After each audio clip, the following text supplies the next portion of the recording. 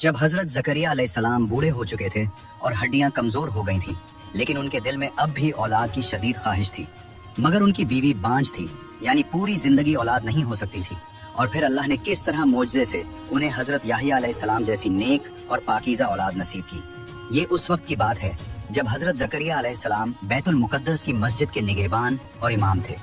उन्हें बहुत फिक्र थी कि मरने के बाद अल्लाह की इबादत और दीन का काम कौन संभालेगा, क्योंकि उनकी बीवी बूढ़ी और बांझ थी।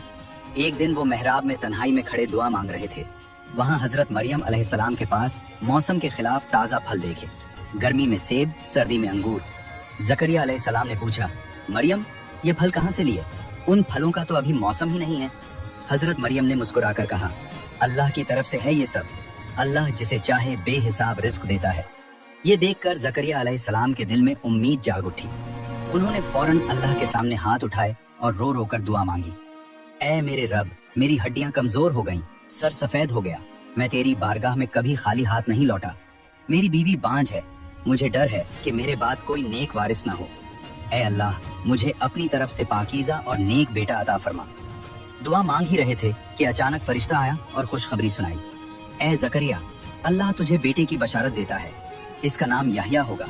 इससे पहले इस नाम का कोई नहीं रखा गया। जकरिया अलैहिस्सलाम हैरान हो गए, बोले, ऐ अल्लाह, बेटा कैसे होगा? मैं बूढ़ा, बीवी बांझ है। फरिश्ते ने जवाब दिया, तेरा रब फरमाता है कि ये मेरे लिए बहुत आसान है। मैंने तुझे भी तो पहले पैदा किया जब तो कुछ भी न था। जकरिया अलैहिस्सलाम ने कहा, मुझे कोई निशानी दे। अल्लाह ने फरमाया, तेरी निशानी ये है कि तो 3 दिन लोगों से बोल नहीं सकेगा, सिर्फ इशारों से बात करेगा, लेकिन अल्लाह को खूब याद करता रहे, तस्बीह करता रहे। तो 3 दिन तक हजरत जकरिया अलैहिस्सलाम लोगों से सिर्फ इशारों में बात करते रहे, बोल नहीं सकते थे, लेकिन अल्लाह का जिक्र, तस्बीह और दुआ बराबर करते रहे। ये सब बोलकर ही करते थे। 3 दिन गुजरने के बाद उनकी जबान बिल्कुल ठीक हो गई, सब कुछ पहले जैसा नॉर्मल हो गया। कुछ दिनों या महीनों बाद अल्लाह का मुजज़ा हुआ, उनकी बूढ़ी बीवी हामिला हो गई। फिर अल्लाह ने उन्हें एक प्यारा बेटा दिया, जिसका नाम हजरत याहिया अलैहिस्सलाम रखा गया। बनी इजराइल को हजरत जकरिया अलैहिस्सलाम लगातार नसीहत करते और अल्लाह की तालीमात सुनाते रहते थे, मगर वह लोग आपकी बात मानने के बजाय आप ही के दुश्मन बन गए।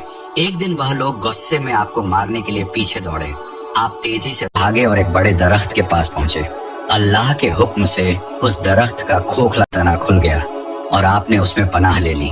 दुश्मन वहां पहुंचे तो परेशान हो गए कि अभी हमने उन्हें यहीं देखा था, लेकिन अब कहीं दिखाई नहीं दे रहे। उसी वक्त शैतान ने आकर कहा, वह इसी दरख्त के अंदर छुपे हैं, देखो निशान बाकी है।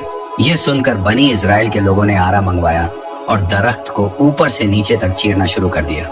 जब आरा आपके सर मुबारक तक पहुंचा तो जरा सी आह निकलने ही वाली थी कि हजरत जिब्राइल अलैहिस्सलाम नाजिल हुए और अर्ज किया, ऐ जकरिया, सब्र करो। अगर तुमने जरा सी भी शिकायत की तो सब्र करने वाले अंबिया में तुम्हारा नाम नहीं लिखा जाएगा। हजरत जकरिया अलैहिस्सलाम ने कोई शिकवा नहीं किया और पूरी सब्र व इस्तेकामत के साथ अपनी जान अल्लाह के सुपुर्द कर दी।